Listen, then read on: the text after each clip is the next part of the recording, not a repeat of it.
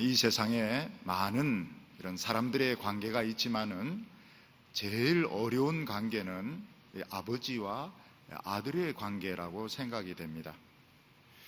아버지와 아들은 특별한 이런 DNA를 서로 나누고 있기 때문에 어느 누구보다도 제일 가까운 이런 관계입니다.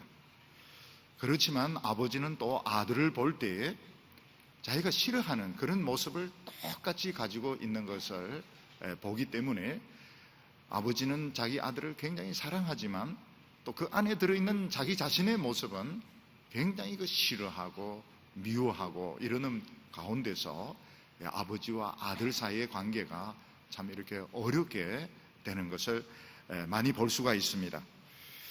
그렇지만 이 부모와 자식의 이런 관계는 우리나라나 이 동양권은 옛날 그 유교 영향으로 아직 굉장히 좋은 편입니다. 자식은 부모를 공경하고 또 존경하고 이러지만 미국 같은 이런 서구 사회는 이미 부모가 많이 이혼을 하고 재혼을 하고 이러는 과정에서 부모가 존경을 이제 잃어버렸고 자녀들이 고등학생만 되면 벌써 부모의 간섭을 받으려고 하지 않기 때문에 청소년기가 되면 아버지와 아들과의 관계가 굉장히 험악해지게 됩니다. 도저히 돌이킬 수 없을 정도로 나빠지게 되면 자녀는 가출을 하게 되는데 죽을 때까지 안 만나는 이런 부모와 자식의 이런 관계도 있고, 또 어떤 자녀는 예수를 믿고 나서 아버지를 만나야 되겠다 이렇게 해서 또 아버지를 만나고 관계를 회복하는 이런 자녀도 있습니다. 스티브 잡스의 그 두꺼운 이런 전기도 보면 스티브 잡스는 자기 아버지가 시리아 사람이고 어머니가 이제 미국인인데 이걸 그 시리아 집에서 허락을 안 했습니다. 그래서 스티브 잡스는 버림받았다는 말을 굉장히 싫어합니다. 친아버지가 나를 버렸다 이런 말 자체를 너무너무 싫어합니다. 반대로 양부모가 나를 찾았다 이런 이야기를 하지, 양부모가 나를 찾았다, 나를 받아들였다 이런 이야기를 하지, 친부모가 나를 버렸다, 이 버렸다는 걸 굉장히 두려워했습니다. 그래서 생전에 그 아버지가 있는 그 아버지의 레스토랑의 그 요리사였는데, 주인이었는데 모르고 가서 음식은 먹지만 나중에 아버지인 줄 알고는 거기 가지 않습니다. 또 아버지가 암에 걸려서 아들에게 한번 만났으면 좋겠다는데 끝까지 안 만납니다. 동생은 만나지만 아버지를 끝까지 안 만나면서 아버지를 아마 마음속에서 용서를 하지 않았던 것 같습니다. 우리나라는 이런 서구 분위기보다는 여전히 어른을 존중하고 부모와 이런 자식의 관계나 형제 관계도 서양보다는 훨씬 좋은 편입니다. 그렇지만 이 신앙에 있어서는 자녀가 부모의 뜻대로 잘 되지 않습니다. 우리나라에서는 자식이 이제 군대를 가면서 결혼을 하면서 부모로부터 이제 독립을 하게 되는데, 이거는 자연스러운 과정이고 언젠가는 결국은 독립을 해야 됩니다. 그렇지만 이 자녀의 인생관 또 자녀의 신앙만큼은 부모의 뜻대로 안 되는 것을 많이 볼 수 있습니다. 저희 집에도 이제 여러 형제들이 있었지만은 그 아버지의 이 성격을 제일 많이 물려받은 사람이 저였습니다. 아버지는 굉장히 그 주장이 강하신 분이시고 또 남에게 쉽게 이제 굴복을 하지 않는 이런 분이신데, 저는 지금은 주장도 없습니다. 주장도 없고 여성 호르몬이 많이 생겨가지고 지금은 정말 지금 저는 눈치 보면서 지금 이러지만 옛날에는 안 그랬습니다. 옛날에는 그 아버지 DNA를 제일 넷째 아들이지만 그 아버지의 DNA를 이제 제일 많이 물려받았는데, 아버지가 이제 제일 싫어하는 게 이제 교회 가는 걸 제일 싫어하는 겁니다. 교회만 가면 좋겠다는 겁니다. 근데 우리가 이제 집이 막 어려워가지고 먹고 살 게 없을 때는 이제 그런 것이 이제 막 떨어져 살기도 하고 문제가 안 됐는데, 근데 제가 이제 대학교 다니면서 사실 하나님은 좀 형편이 좋게 하셨습니다. 그러면서 신앙의 갈등이 또 생긴 겁니다. 제가 막 교회 가서 하루 정도 살고 교회 너무 좋아하고 미쳤으니까 아버지가 너 교회 가는 거 보기 싫다고 나가라고. 그래서 이제 저는 짐 싸가지고 이제 나왔습니다. 갈 데가 어디 있습니까? 갈 데가. 그래가지고 이제 고생을 좀 많이 했습니다. 고생을 많이 해가지고 뭐 이모 집에 가서 막 부뚜막 옆에서도 자기도 하고, 또 나중에 이런 아르바이트 하면서 막만 이런데 이제 월세를 내 가지고 학교도 다니기도 하고 이제 이러면서 있었는데, 어느 날 아버지가 그걸 찾아오신 거예요. 문을 턱 여는데 아버지가 굉장히 크시거든요. 저보다 더 크시거든요. 문을 딱 가로막고 딱 서 있는 거예요. 그래서 깜짝 놀랐습니다. 그리고 아무 말도 안 하는 거예요. 딱 한마디 하면 가자 이러는데 아무 말씀 안 하시고 가자. 그래도 갔습니다. 가서 아버지 따라서, 아버지가 워낙 크시고 무서우니까 갔는데, 아버지하고 저하고는 참 굉장히 많은 성품을 공유하면서도 또 이해가 안 되는, 물과 기름처럼 이해가 안. 아버지는 왜 제가 저렇게 예수의 절에 미쳤는지 그걸 끝내 이해를 못 하셨습니다. 나중에 이해하려고 굉장히 노력한 것이 뭔가 하면, 나중에 목사 되라. 네가 진짜 예수가 그리 좋으면 목사가 되라. 이거 진심으로, 그때는 다른 때 목사 되라 이 말은 빈정거리는 말이지만, 그때는 정말 진심으로 너 목사 되라. 그때 저는 또 평신도가 좋았기 때문에 목사 될 생각이 또 전혀 없었습니다. 그런지 아버지가 이제 돌아가시고, 제가 이제 그 부산에 어떤 그 친척 집에 이제 좀 방문을, 친척 집에 처가 식구 집이죠. 그랬더니 신문에 전면으로 부산을 발전시킨 사람 이래가지고 아버지 전면으로 이렇게 나온 기사가 있었습니다. 그 집에서 일부러 이제 그거를 버리지 않고 재주려고 보관하고 있어서 전면으로 크게 돌아가시고 벌써 한 몇 년이 지났는데, 근데 그걸 이제 쭉 이제 읽어보니까 뭐 맞는 것도 있고 안 맞는 거, 벌써 돌아가신 분이니까 뭐 평가는 막 좀 엇갈리는 것 같아요.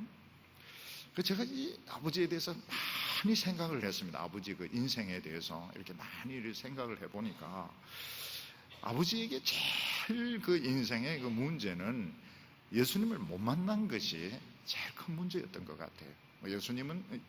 예수님을 만났더라면 너무너무 행복할 수 있었는데, 아버지 인생 자체가 행복할 수 있었는데, 예수님을 만나지 못했던 것이 참 제 아버지의 그 인생에 제일 큰 제일 큰 이 마이너스가 아니었을까. 그래, 우리나라 일제시대 때 보면은 뭐 똑똑한 사람들은 뭐 유학 가고, 또 뭐 만주에 독립운동을 하러 가고, 그리고 이제 유학도 못 가고 독립운동도 못 가고, 이런 사람들은 결국 이제 남아가지고 참 갈 데가 이제 교회밖에 없으니까, 그건 이제 청년들이 막 교회 와서 성경 공부하고 기도하고 이러면서 우리나라가 부흥이 된 거거든요. 근데 그런 것을 보면서 참 이 머리 좋은 사람들, 일본에 가서 유학을 하니까 기독교인들을 접할 기회가 없었던 겁니다. 너무 기독교를 몰랐던 겁니다. 이게 아버지에게 제일 큰 이런 참 어떻게 보면 비극이라면 비극이구나. 저는 이제 나름대로 이제 그런 식으로 결론을 내리게 되었습니다. 부모와 자식이 아무리 사랑한다 하더라도 그 사랑이 죄를 없앨 수는 없습니다. 자식이 죄를 지어서 경찰에게 붙들려 갈 때 부모가 대신 붙들려 갈 수 있는 것도 아니고, 그 사랑으로서 자식을 건져낼 수도 없습니다. 근데 하나님은 어떤 것을 하셨는가? 하나님도 아들을 우리보다는 아마 억만 배 더 사랑하셨을 겁니다. 하나님께서는 우리를 이 죄에서 건져내시기 위해서 그렇게 사랑하는 아들을 십자가 위에서 처형을 시키셨는데, 참 그게 얼마나 참 위대한 일인가. 우리 오늘 성경 본문을 보면 그걸 더 느끼게 됩니다. 사람이나 짐승이나 살아있을 때가 아름답지, 죽은 모습은 참 너무 무섭고 처참하고 가까이 하고 싶지가 않습니다. 뭐 사람이 악하든 선하든, 짐승이 사납든 어떤, 살아있는 것이 아름답지 죽으면 보기가 싫습니다. 그런데 사람들은 때로는 사람을 욱하는 이런 성질 때문에 사람을 죽여서 남도 불행하게 만들고 자기도 불행하게 만드는 경우가 많이 있습니다. 왜 그런가? 사람 마음속에 동물적인 이런 본성이 있기 때문에 화가 났을 때, 미움이 극도로 달했을 때 이걸 참지 못하는 것입니다. 우리가 이런 점을 볼 때 우리가 예수를 믿는 것이, 우리가 하나님의 말씀을 듣는 것이 얼마나 감사한지 모릅니다. 왜냐하면 하나님의 말씀은 이리 같은 우리를 양으로 변화시키기 때문에 절대로 피 흘리지 않습니다. 양은 막 욱하는 것도 없어요. 욱해봐야 이거 뭐 털만 뽑히니까. 양들은 욱하는 거 없고 싸우는 걸 굉장히 싫어합니다. 우리 자신도 이 과거를 이렇게 돌이켜보면 옛날에 예수 믿기 전에, 은혜 받기 전에 싸우는 걸 굉장히 좋아하고 막 논리적으로 싸우는 것도 너무너무 좋아하고 이랬지만, 우리가 예수 믿고 난 뒤에는 성품도 다 변해, 내 구조가 벌써 변했습니다. 그래서 논리적으로 싸우지 못하면 내 구조가 막 남의 약점을 찾아내서 공격하고 막 이런 쪽으로 내가 퇴화되어 버리고, 말씀을 듣고 은혜 받고 눈물 흘리고 이런 쪽으로 내가 만들어졌기 때문에 논리적인 싸움 이런 것도 하지 못합니다. 그리고 다른 사람과 치고받고 싸우려고 해도 막 혈기가 올라와야 되는데 무섭고, 그런 자체가 무섭고 너무 싫기 때문에 우리는 싸우는 걸 굉장히 싫어합니다. 양이 되어버린 것입니다. 다윗이 이스라엘을 이 통치에 성공했던 것은 하나님의 말씀이었습니다. 도망치면서 같이 온 그 400명 막 줄 게 없으니까요. 돈을 주겠습니까? 뭘 주겠습니까? 미래를 주겠습니까? 정부에 뭐 어떤 자리를 주겠습니까? 뭐 돈을 주겠습니까? 그냥 하나님 말씀 가지고 막 이야기하니까 그 400명이 양으로 변하고, 그들이 정말 충성된 사람으로 변하게 되고, 또 다윗은 그 원리를 이스라엘에 적용을 해서 이스라엘의 부흥에 성공을 하게 됩니다. 그런데 다윗이 못한 것이 무엇인가 하면 자기 그 자녀들을 가르치지 못한 것입니다. 다윗이 자기 자녀들을 모아놓고 계속 말씀을 전했더라면 자녀들이 양으로 변했을 텐데, 양으로 변했더라면 어떻게 그 이복 동생을 뭐 강간을 하며 어떻게 이복 형을 죽일 수 있습니까? 그게 안 되는 겁니다. 성립이 안 되는 것입니다. 그런데 다윗은 이제 왕이 되고 뭐 정치에 바쁘고 전쟁을 하고 이러면서 자기 자녀들을 말씀으로 가르치는데 실패를 했습니다. 그래서 다윗의 자녀들은 겉으로 보기는 왕자지만 실제로는 이리들이었던 것입니다. 그래서 힘이 있는 오라버니가 아름답고 약한 그 여동생을 겁탈을 하게 되고, 그 친오빠는 기회를 노리고 있다가 죽여버리는 이런 일이 다윗의 가정 안에서 일어나게 된 것은 다윗이 자기 자녀들을 말씀으로 가르치는데 실패를 한 겁니다. 제가 이 평신도로 있을 때 자랑이 아닙니다. 절대로 자랑이 아닙니다.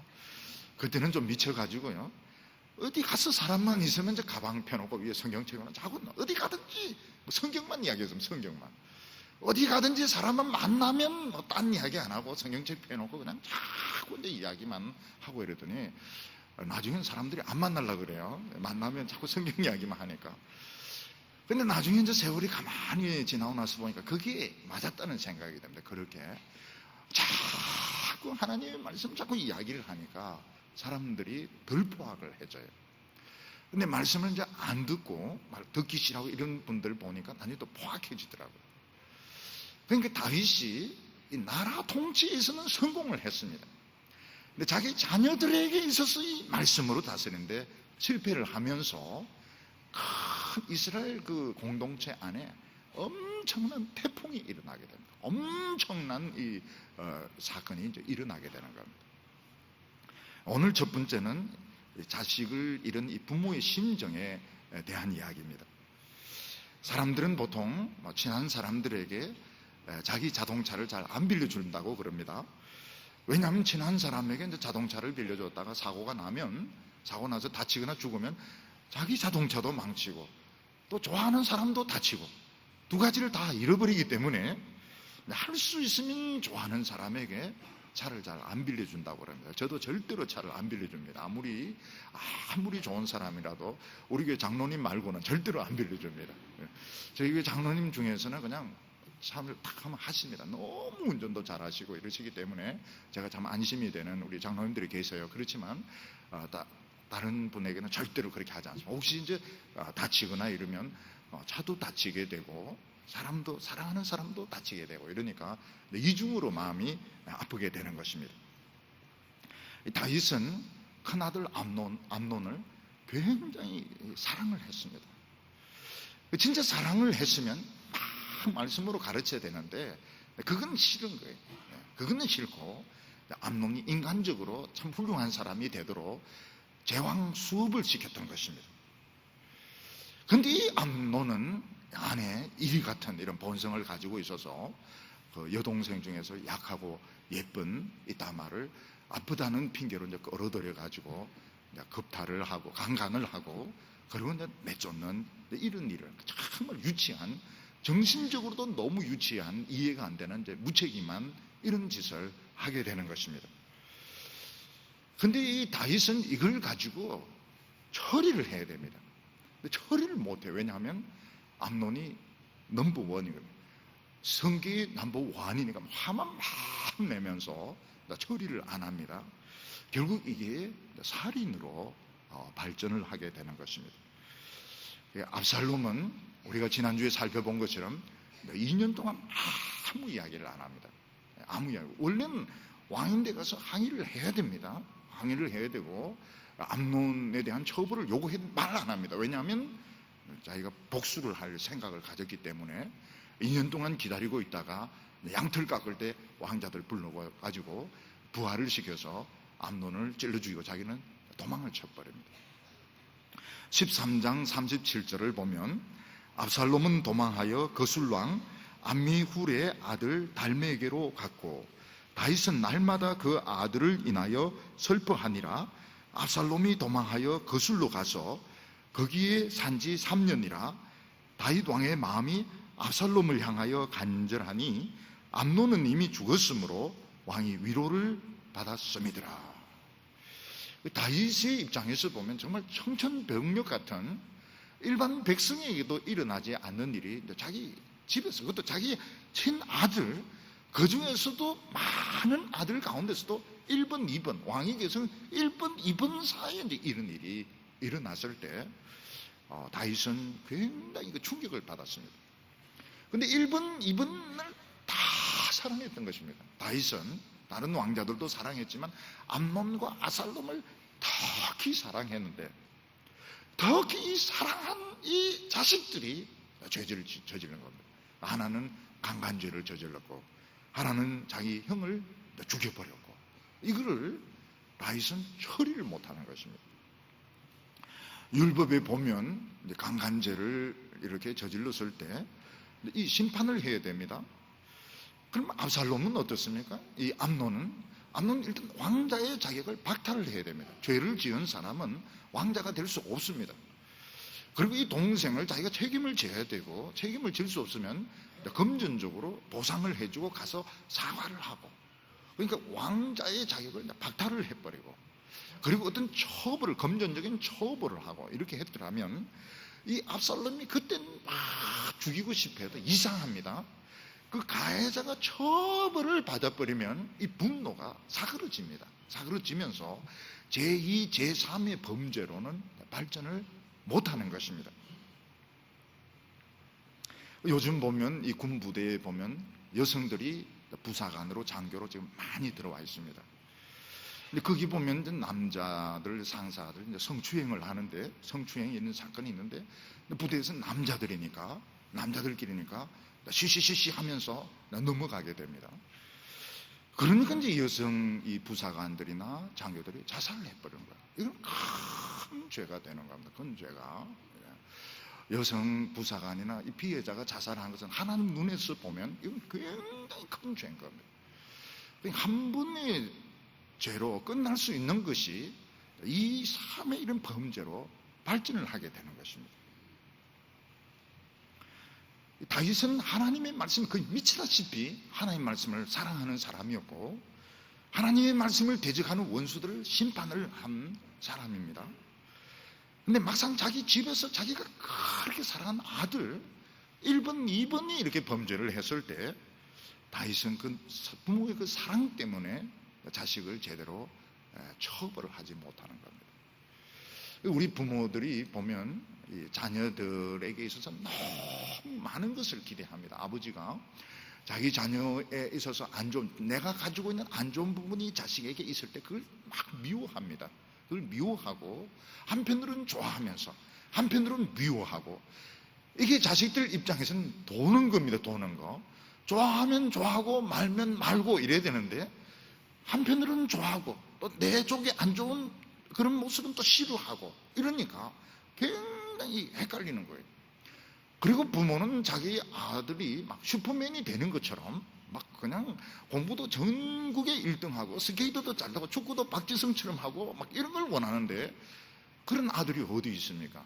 그러니까 부모는 자식이 그냥 예수만 잘 믿으면 참 공부 좀 못해도 무조건 고맙다 해야 됩니다. 고맙다, 땡큐 베리 마치, 고맙다 이래야 되는데, 너무 많은 기대를 가지고 있고 너무 많은 욕심을 가지고 있으니까 자식들이 반발을 하게 되는 것입니다.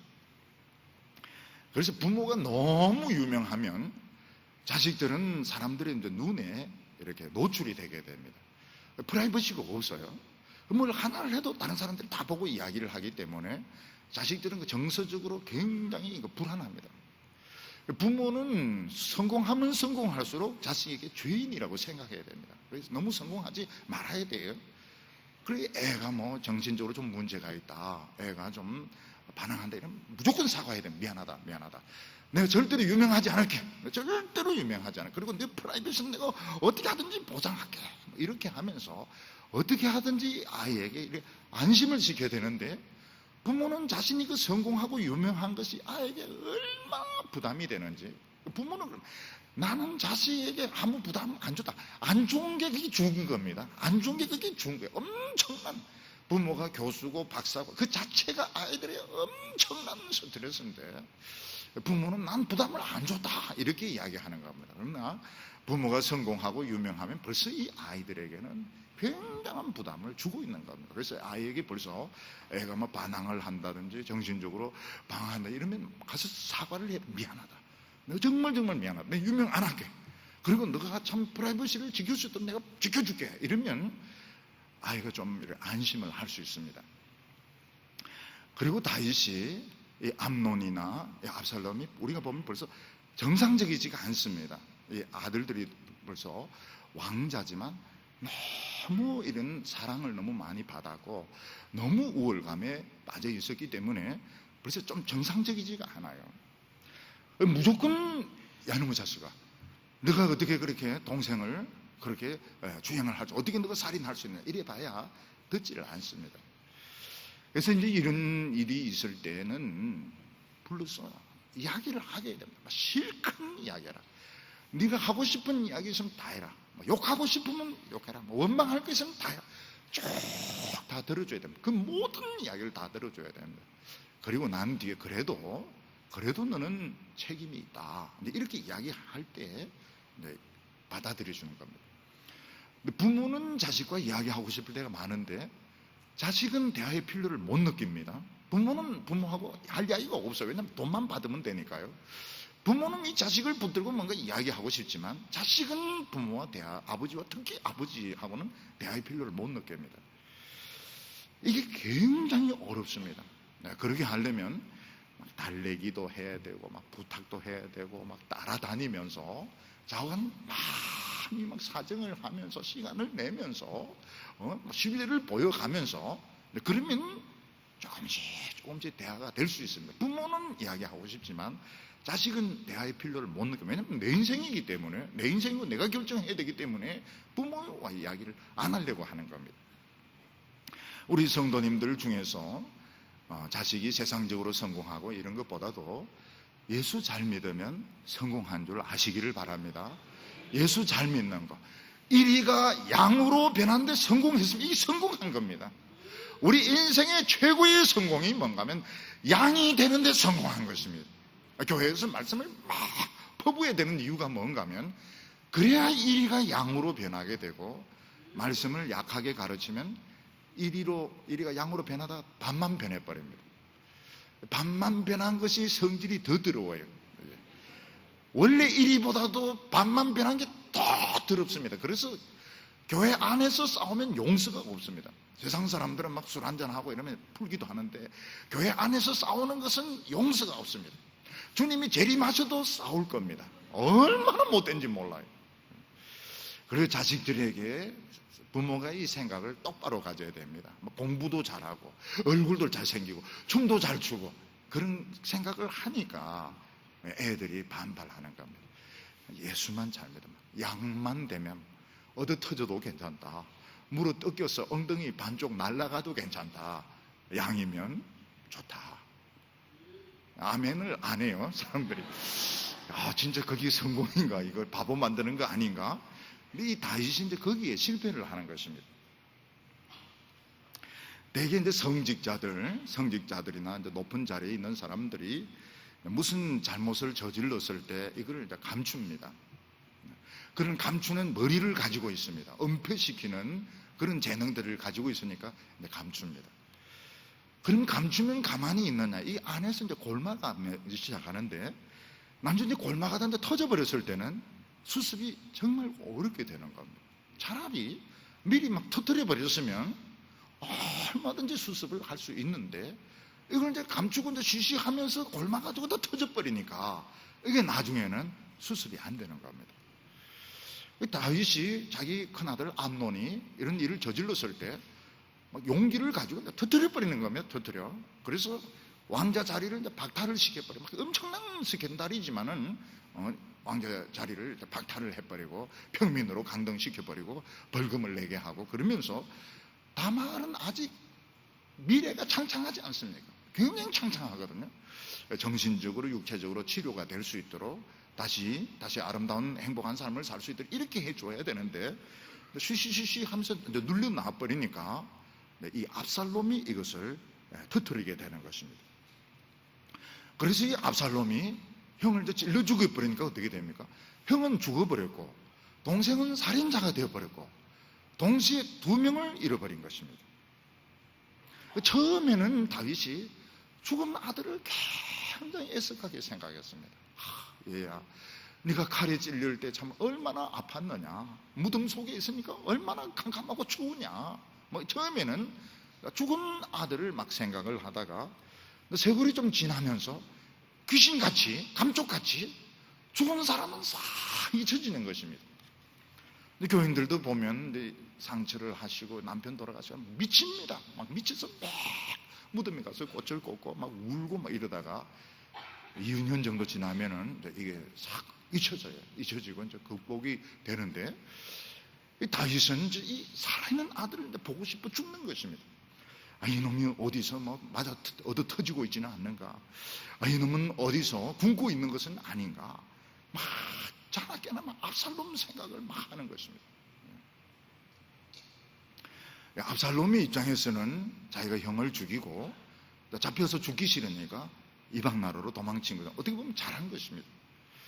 그러면 압살롬이 돌아올 수 있는가? 못 돌아옵니다. 압살롬은 살인자는 못 돌아옵니다.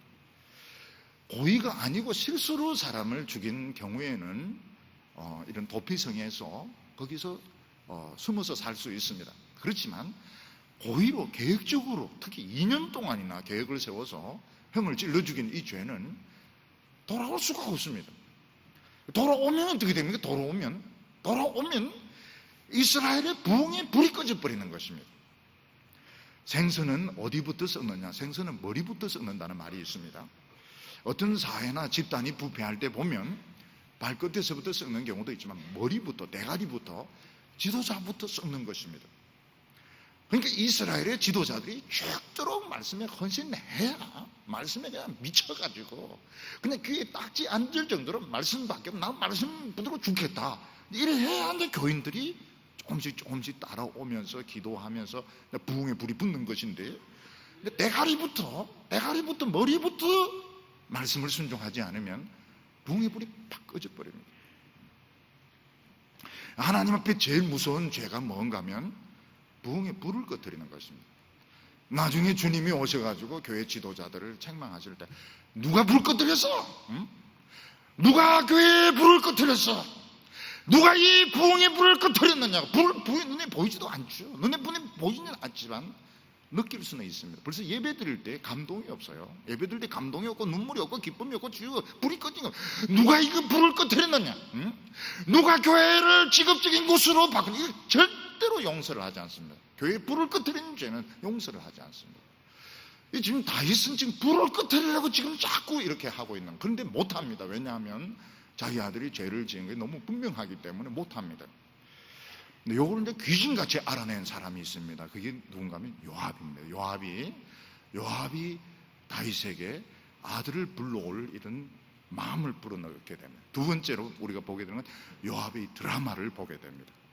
14장 1절부터 3절까지 보면 스루야의 아들 요압이 왕의 마음이 압살롬에게로 향하는 줄 알고 드고야에 보내어 거기서 지혜로운 여인 하나를 데려다가 이르되 청컨대 너는 상주가 된 것처럼 상복을 입고 기름을 바르지 말고 죽은 사람을 위하여 오래 슬퍼하는 여인같이 하고 왕께 들어가서 이러이러하게 말하라 하고 그의 입에 할 말을 넣어주니라. 요압이라는 사람은 어떤 사람인가 하면 물론 하나님을 믿지만 인간 다윗에게 헌신된 사람입니다. 요압은 어느 정도로 다윗에게 충성된 사람이냐면 다윗이 원한다면 어떤 그 더티한 설거지, 좋지 못한 불의한 일도 다 할 수 있을 정도로 충성된 사람이었습니다. 정치를 하다 보면 요압 같은 사람이 필요한 것 같아요. 우리 이제 일반 국민들은 이해를 못합니다. 왜 뭐 이런 장관이나 이런 비서를 씌울 때 꼭 자기 사람을 세울까? 좀 유능한 인재들 골고루 세우면 되지. 안 움직입니다. 그 유능한 인재들은 안 움직입니다. 말 안 들어요. 근데 이제 처음부터 따라다니는 그 충성된 사람들은 이제 온갖 안 좋은 일을 다 해주는 겁니다. 다 해주니까. 근데 왕이나 대통령은 이제 품위를 지키면서 이제 자기 뜻을 관철을 하게 되는 거예요. 우리 국민들이 이제 보는 거하고 실제하고는 많은 안 움직입니다. 그런 사람 임명을 하면 뭐 교수나 이런 사람 장관 주고 이렇게 하면 참 보긴 좋은데 절대로 안 움직입니다. 자기 손에 안 좋은 거 묻는 거 안 합니다. 그러나 따라다녔던 이 가신들은 이제 하는 거예요. 안 좋은 일도 막 하는 겁니다. 왕을 위해서, 정권의 안정을 위해서 막 하는 겁니다. 그러니까 그런 사람들이 필요한 겁니다. 그런데 하나님 앞에서는 이런 사람들이 굉장히 위험한 사람들입니다. 왜냐하면 당장은 어려움을 해결해 줄지 모르겠지만 사실 그게 이제 불의한 일이면 죄를 짓는 것이고 그 대통령이나 왕이 시켜서 죄를 짓는 거지만 결국은 자기 책임으로 돌아오게 됩니다. 정말 하나님께 충성된 사람이면 대통령이나 왕이 그런 걸 시키면 예하면서 이제 질질 끌면서 이제 안 하면 대개는 안 합니다. 그러면 이제 대통령이나 왕도 인간이기 때문에 이제 포기를 하게 되는, 그러면 이제 죄를 안 짓는 것이죠. 그래서 성경은 뭐라고 말하고 있는가 하면 죄 짓는 데는 미련하라 이렇게 말하고 있습니다. 누가 이제 죄 짓자 이럴 때는 미련한 건 무슨 말인지 못 알아들어야 됩니다. 근데 요압은 거기에 머리가 굉장히 잘 돌아가는 사람이었습니다. 그래서 딱 보니까 이 다윗이 도망간 압살롬을 굉장히 그리워하고 있는데 왕이 이 체면 때문에, 공의 때문에 못 불러온다는 걸 알고 있는 것입니다. 그래서 시키지도 않았는데 드라마를 하게 됩니다. 이 드라마는 왜 사람들이 이제 드라마를 막 좋아하는, 드라마 자체가 이제 재미있어서 그런 것도 있지만은 정말 이 내 속에 있는 궁금한 것들, 내 속에 있는 불만들, 이런 것들을 드라마나 이런 노래나 이게 표현을 해줄 때 굉장히 사람은 이제 감동을 받게 됩니다. 노래 같은 것도 내가 가진 불만들, 이런 막 상처 입은 이런 사랑들, 막 이런 걸 막 불러주면 굉장히 이제 감동을 받습니다. 이 요압은 이제 이런 사람입니다. 보니까 다윗이 죽은 아들은 이제 잊어버렸습니다. 근데 도망친 아들을 굉장히 이제 그리워하고 참 보고 싶어하고 이런 것을 보면서 자기가 이제 설거지를 하려고 나선 것입니다. 그래서 드고아에 있는 여자들이 우리 대구 여성들처럼 머리가 굉장히 좋은 여성들 같아요. 그래서 이제 거기서 정말 재능 있는 여자를 하나 뽑은 겁니다. 그 재능 있는 여자는 뭔가 하면 탤런트 기질이 있는, 연기력이 아주 뛰어난 이런 여자를 하나 뽑아가지고 훈련을 시킨 것입니다.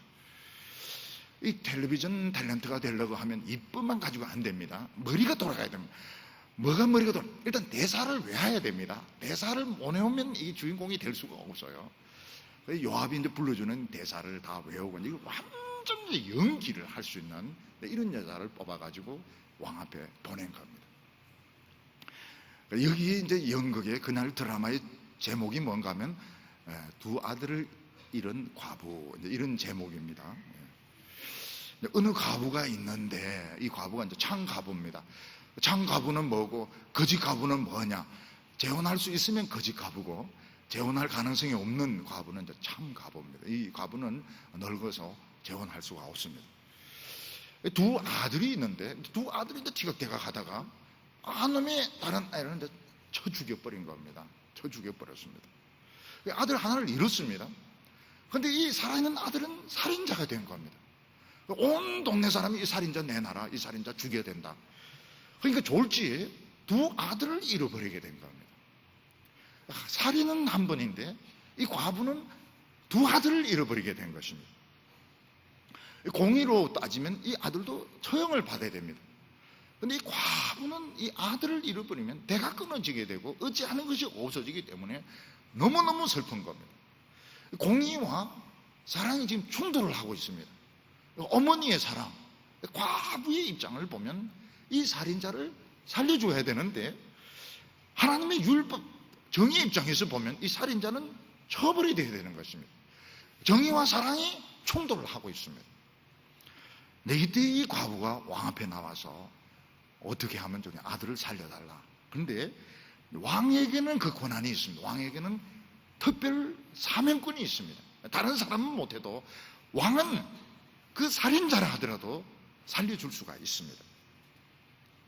그런데 왕도 함부로 이 사명권을 남발하면 공의가 허물어지기 때문에 그 아들을 이제 불러가지고 따져야 되고 다시는 재벌하지 않겠다고 약속을 해야 되고 이제 무슨 제재를 가해야 되는데 다윗은 그 일치 안 합니다.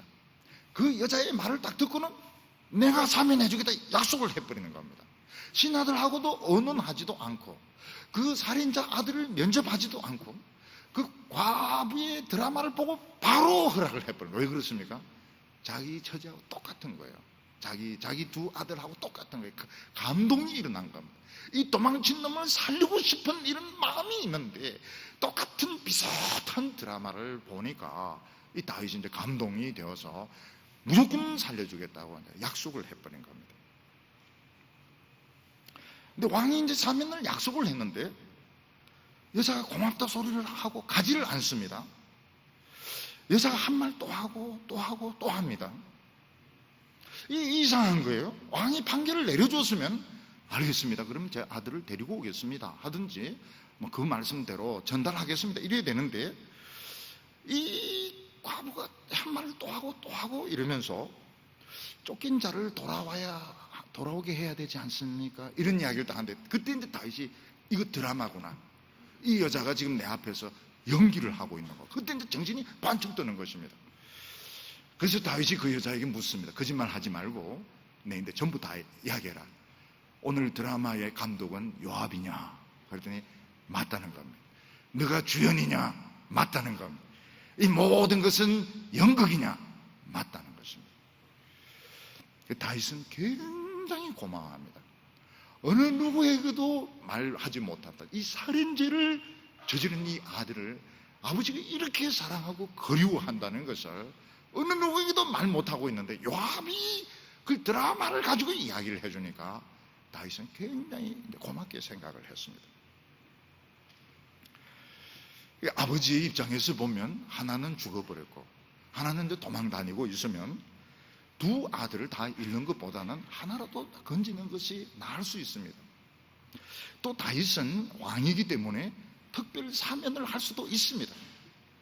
그렇지만 이 세상의 법은 자기와 관계되는 법은 자기가 재판할 수가 없습니다. 왜냐하면 팔은 안으로 굽기 때문에 자기 자식이나 자신에 대한 재판을 자기가 할 수가 없습니다. 그럼 다윗은 어떻게 해야 돼요? 하나님, 자기 위에 있는 왕이신 하나님에게 물어봐야 되는 겁니다. 하나님, 솔직히 말해서 저는 이 하나는 더 죽어버리고 하나는 도망 다니고 있는데 데려오고 싶습니다. 하나님 이거 어떻게 하면 좋습니까? 하나님께 물어보면 하나님 분명히 어떤 이 공의와 사랑이 충돌되지 않는 그런 길을 제시를 해 주셨을 것입니다. 그런데 다윗은 그걸 묻지를 않습니다. 왜냐하면 괜히 하나님에게 물었다가 안 된다, 율법에 뭐라고 되어 있냐 이렇게 할까 싶어서 하나님에게 묻지를 않는 것입니다. 가끔 여자 청년들이 남자친구하고 여행을 가고 싶은데 부모는 절대로 허락을 안 하죠. 부모는 어딜 다 큰 처냐가 총각들하고 여행을 가냐, 안 된다. 말 꺼내면 안 될 게 틀림없으니까 학교에서 수학여행 갑니다 해놓고 스마트폰을 꺼버립니다. 아무리 전화를 해도 전원이 꺼져 있사오니 소리샘으로 연결되는데 돈이 들어갑니다 뭐 이러면 부모의 속은 막 새까맣게 탑니다. 애하고 이제 연결이 안 되는 동안에 막 부모는 막 속이 타는데 애는 안 하는 꺼버리는 겁니다. 왜냐하면 너무너무 이 남자친구들하고 좀 놀러 가고 싶으니까 이제 꺼버리는 것입니다. 이 다윗도 마찬가지입니다. 너무 이 자식을 이제 데리고 오고 싶은데 하나님께 물으면 안 된다 또 할 수도 있고, 그러니까 꺼버리는 거예요. 스마트폰, 삼성, 갤럭시 딱 꺼버리고 그냥 데리고 와버리는 겁니다. 왕이기 때문에 특별 사면하고 데리고 와버리는 겁니다. 이게 결국은 이스라엘의 부흥을 끄게 만듭니다. 생선은 썩을 때 머리부터 썩는다. 머리부터, 지도자부터 썩는다. 이걸 참 명심을 해야 됩니다.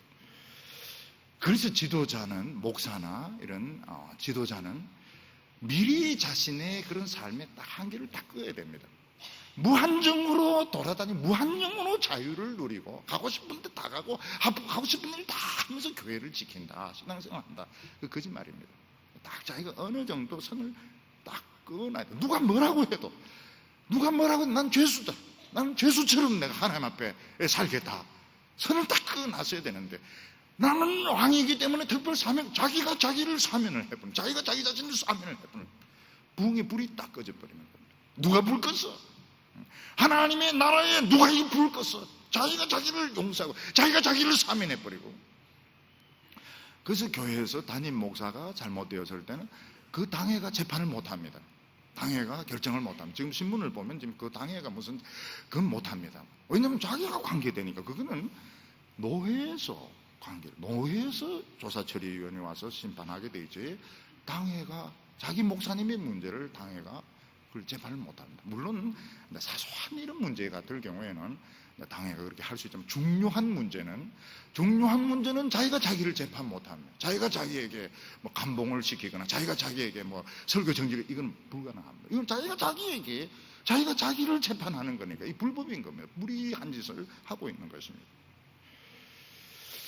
다윗의 고민은 공의와 사랑의 갈등입니다. 부모, 아버지와 아들 사이는 바로 이런 문제죠. 공의와 사랑의 갈등입니다. 아버지는 아들을 사랑합니다. 나의 DNA를 가지고 있는 아들을 사랑합니다. 그런데 이놈 보니까 내 안에 마음에 안 드는 걸 그대로 하는 거예요. 그건 또 미운 거예요. 근데 이래서 아버지는 자식을 한편으로는 사랑하지만 또 한편으로는 미워하는 것입니다. 근데 요압은 이 드라마를 통해서 다윗의 이제 잠재되어 있는 부정에 불을 지핍니다. 아들을 보고 싶은 이런 마음을, 이 덕우와 여인의 이런 연기를 보고서 막 애를 보고 싶은 이 환장하는 마음을 막 불을 질러버려 가지고 결국 조건 없이 압살롬을 데리고 옵니다. 하나님의 율법을 잠재시켜 버리고 자기 아들이기 때문에 남은 괜찮습니다. 다른 사람은 왕이 율법을 잠재시킬 수도 있습니다. 그렇지만 자기 자식은 그렇게 할 수 없습니다. 근데 법을 잠재시키고 아들을 조건 없이 데리고 오는데 부흥의 불은 꺼지게 되는 겁니다. 이걸 굉장히 조심해야 됩니다. 근데 다윗은 여기서 이제 도피성 제도를 활용을 합니다. 옛날에 실수로 사람을 죽인 이런 살인자는 도피성에 가서 거기서 숨어서 살 수 있습니다. 그 사람은 의도적으로 살인한 게 아니기 때문에 대제사장이 죽을 때까지 거기서 이런 자숙하면서 살 수가 있습니다. 근데 다윗은 이걸 이제 적용을 합니다. 너 집에 처박혀서 자숙해라. 이건 이것도 아니고 저것도 아닌 겁니다. 율법도 아니고 이것도 아니고 저것도 아니고 아무것도 아닌 것입니다. 다윗이 만약 압살롬을 도피성으로 보내려고 하면 진짜 도피성으로 보내서 그 장로들 앞에서 내 아들은 이제 무슨 죄를 지었다, 그래서 이제 여기서 자숙하면서 살겠다 이러면서 공개적으로 처리를 해야 되는데, 너 집안에 처박혀서 자숙해라. 다윗은 그런 의도로 이야기했지만 압살롬은 그걸 안 받아들이는 것입니다.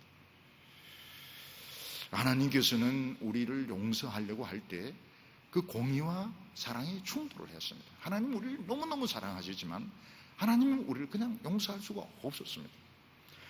그래서 하나님은 그 사랑하는 아들, 어떤 부모가 자식을 사랑하는 것보다 억만 배 더 사랑하는 자신의 아들을 처형을 시키고 우리에게 자유를 주신 것입니다. 하나님의 그 마음이, 아들을 사랑하는 그 하나님의 마음이 우리 부모들이 사랑하는 것보다 수억만 배 더 강하지만 우리를 구원하기 위해서 아들을 처형을 시키고 공의와 사랑을 만족시키면서 우리를 구원하신 것입니다. 여기 14장 24절에 보면 왕이 이르되 그를 그의 집으로 물러가게 하고 내 얼굴을 볼 수 없게 하라 하매 압살롬이 자기 집으로 가고 왕의 얼굴을 보지 못하니라. 다윗이 자기 아들에게 이런 도피성 제도를 적용을 합니다. 완전한 도피성은 아니고 너 집을 도피성으로 삼아서 자숙하면서 살아라 이렇게 말했습니다. 우리 모든 성도들, 목회자들은 사실 도피성으로 간 죄수들과 같습니다. 특히 이 목회자들은 막 성공을 위해서 목회하는 게 아닙니다. 속지 않은 심정으로, 자기가 지은 죄를 하나님 앞에 속지 않은 이런 심정으로 목회를 해야지, 교인들 많이 해서 자기가 성공하게 되고, 이건 굉장히 생각을 잘못하고 있는 겁니다. 우리는 의도적으로 다른 사람을 죽인 것은 아니지만 하나님의 아들이 죽은 죄에 우리 모든 인간들은 다 관계가 있습니다. 우리는 다 살인죄에 어느 정도 다 연관이 되어 있고, 또 우리는 살면서 또 미운 사람들 볼 때에 참 죽었으면 좋겠다, 저 사람 죽었으면 좋겠다, 콱 죽었으면 좋겠다, 이런 마음을 사실은 많이 가지고 있었고, 우리가 사람을 직접 죽인 것은 아니지만 텔레비전이나 영화에서 막 총 쏘면서 죽이는 걸 막 이러면서 봤는데 이것도 다 그 살인죄, 간접살인죄에 해당이 되는 것입니다. 그래서 우리 안에는 정말 무서운 이 죄의 본성이 있구나. 그래서 우리는 스스로 한계를 거해야 됩니다. 내가 이 세상에 살면서 어느 선 안에서 정말 자숙하는 심정으로 내 남은 이 한평생을 하나님 앞에 봉사하겠다 이렇게 해야 되지, 끝없이 높아지고 끝없이 인기를 끌고 끝없이 자유롭고, 이거는 사실 망하는 길을 가고 있는 것입니다. 오늘 이게 이제 세 번째로 보면 압살롬의 반발이 나오게 됩니다. 다윗은 너 죄를 지었다, 그러니까 이스라엘로는 돌아왔지만 너 내 얼굴 보지 못하고 집 안에서 자숙하면서 지내라. 근데 압살롬은 내가 뭐 잘못했는데 왜 나를 아예 그냥 거기서 죽도록 만들지 왜 데리고 와놓고 내 못 만나게 하느냐, 아주 반발을 하게 됩니다. 근데 압살롬이 이제 이 반발을 하는 건 압살롬이 너무 잘생긴 겁니다. 압살롬이 너무너무 이제 인물이 좋은 겁니다. 14장 25절에 보면 온 이스라엘 가운데 압살롬 같이 아름다움으로 크게 칭찬받는 자가 없었으니 그는 발바닥부터 정수리까지 흠이 없음이라. 압살롬이 얼마나 잘생겼는가 하면 발바닥부터 머리 꼭대기까지 흠이 없다는 겁니다. 흠이. 설마 놀다 보면 어디 찢기고 이런 데도 있겠지. 없다고 하니까 뭐라고 말하겠습니까? 근데 여기서 이제 흠이 없다고 하면 완벽한 조화를 이루고 있다는 거예요. 완벽한 조화를. 압살롬은 어느 부분을 뜯어봐도 불균형이 없는 완벽한 이 조화를 이루는 그런 이제 신체를 가지고 있었던 거예요. 몸이 잘 빠져도 너무너무 잘 빠져가지고 어느 부분을 봐도 못생긴 부분이 없는 완벽한 이 모델이었던 것입니다. 근데 이런 사람들은 자기 얼굴을 보면 어떻습니까? 그 후로 자기 얼굴 보면 막 도취가 됩니다. 어이구 세상에 어떤 남자가 이렇게 잘생겼나 이러면서 보게 되는데, 그리스 신화에 보면 이제 나르시스라고 굉장히 잘생긴 청년이 있었는데 에코라고 하는 이제 여자 뭐 이런 요정이 좋아합니다. 에코가. 근데 쳐다보지도 않아요. 어디 못생긴 게 말이지. 내 같은 나르시스를 좋아하느냐. 그 에코가 막 복장이 터져가 죽습니다. 그래서 에코가 이제 산울림 아닙니까? 에코 이러면서 자꾸 이제 울리는 겁니다. 너무너무 이 나르시스를 좋아해가지고. 그 나르시스가 어느 날 이 숲속에 웅덩이를 보니까 막 너무 잘생긴 사람이 있는 거예요. 너무 잘생기죠, 진데 너무 잘생겼으니까 그 사람 좋아해가지고 만지려고 탁 물에 넣으면 없어지고 빼면 생기고 넣으면 없어지고 빼면 생기고 그래 굶어 죽습니다. 그런 인간은 굶어 죽어야 됩니다. 압살롬은 너무 잘생긴 거예요. 너무너무 잘생긴 거예요. 그래서 거절당하는 것을 못 참는 겁니다. 저희들은 이제 크면서 늘 야단 맞고 요거도 먹고 늘 시험도 또 떨어지기도 하고 이러니까 우리는 시험 한번 떨어졌다 이래서 자살하고 이걸 이해를 못 합니다. 우리는 그게 이해가 안 돼요. 시험은 늘 떨어지는 것이고 늘 터지는 것이고 늘 요거도 먹는 것이고 그게 우리의 양식은 아니지만은 우리 늘 그러면서 컸기 때문에 무시당하고 이거 이제 막 상처받고 이러지는 않습니다. 그런데 너무 이제 잘생긴 사람, 너무너무 집에서 막 우대해주고 막 특별 대우해주고 이런 사람은 남에게 이제 거절당하는 것을 못 참는 겁니다. 거절당하면 막 죽어버리는 겁니다. 압살롬의 문제는 바로 이것이었어요. 압살롬은 자기 도치가 굉장히 강한 사람이었습니다. 그래서 자숙하면서 살 수가 없어요. 너무너무 잘생겼기 때문에. 압살롬의 사전에는 자숙이란 게 없습니다. 너무 잘났기 때문에 막 돌아다녀야 되고 사람들 앞에 인기를 끌어야 되고 어떻게 하든 사람들 만나가지고 막 사람들을 막 거느리고 돌아다녀야지 방구석 처박기가 있는 거 이거는 죽는 겁니다. 14장 26절에 보면 그의 머리털이 무거움으로 연말마다 깎았으며 그 머리털을 깎을 때 달아본 적 그 머리털이 왕의 저울로 200세겔이라. 이 압살롬은 머리숱이 너무너무 많은 거예요. 머리숱이 너무 많아가지고요. 이게 연말마다 깎는데 머리털의 무게가 4.5kg, 연탄 한 개 무게입니다. 그러니까 압살롬은 늘 연탄 하나를 쥐고 다닌 거예요.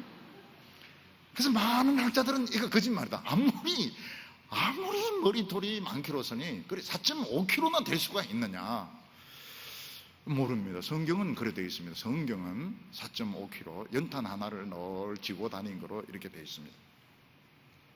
압살롬은 자기가 잘못했다고 생각해요. 암논이 잘못했는데 왜 내가 잘못했느냐. 그리고 나를 이스라엘로 불렀으면 왕과 만나게 하고 모든 걸 회복시켜야지 왜 나를 주거 제한을 시키느냐. 그걸 받아주질 않습니다. 그래서 이제 왕을 만나려고 하는데 왕이 안 만나주고 요압에게 이야기해도 요압이 안 만나줘. 네 골치 아픈 거 데리고 왔으면 됐지. 나 골치 아픈 것에 얽히기 싫다. 그러니까 압살롬이 요압의 밭에 불을 질러 버립니다. 그러니까 요압이 막 화가 나고 왜 내 밭에 불 지르냐 이러니까 내가 안 그래도 너 만나고 싶었는데 너 안 만나니까 내가 불 질렀지. 응?